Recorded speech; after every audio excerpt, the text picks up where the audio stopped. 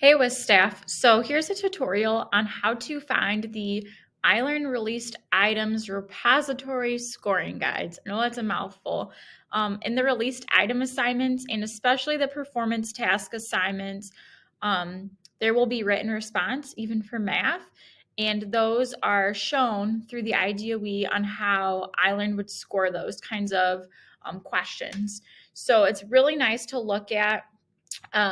New quizzes does not allow you to insert a rubric into an assignment that has more than one question. So instead of me making, let's say there's 4 questions for each performance task, instead of making 4 assignments, I want to show you where to access these rubrics. So I'm on Google. I just typed in iLearn released items repository, and it's going to be the first search result that comes up, released items repository scoring guide. So I'm going to click that. And then I'm going to go to the iLearn released items scoring guides for 2019-2020 because that is the year that I used for these assignments. So I'm going to click that. And then it depends what grade level you are.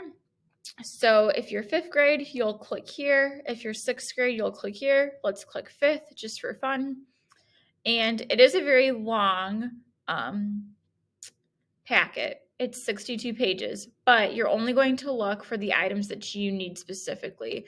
And if you want me to, I've done this for certain PLCs, I can print out the pages if you want a physical copy that you will need for this. So if you're like, Holly, I don't have time to look through this, or I don't really care to, reach out to me and I can help you too.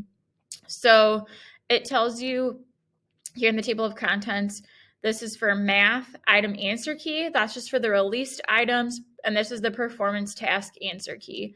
So let's say I'm math. I'm going to go to page 39. Okay. So it starts here. And what I like about this is it gives you, so I put in when I created these assignments, what the score should be out of. So it'll say out of 2 points. So you don't have to worry about that or fix it. But if you're wondering okay, what does a 2-point answer look like? It tells you here, but then it also gives you some exemplars, which I think is really nice. So here is an exemplar of what this type of question would look like with their thinking, mathematically, and written out.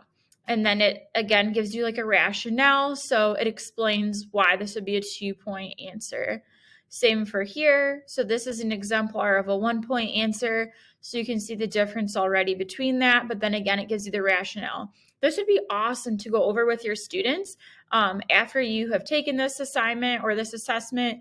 And maybe you're going over the questions and you're going through this with them. I think that's so powerful. But then showing them hey, if you got a 2, this is an exceptional answer of a 2, and you probably had something similar to this, and just go over with them what it's looking for.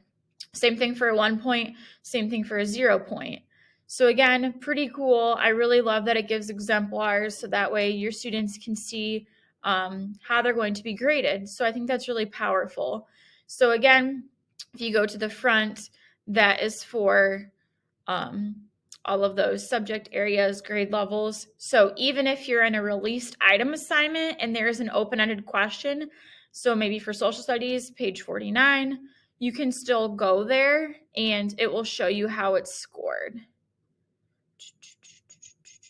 I don't think there was too much for, oh yeah, there was one for social studies, I believe.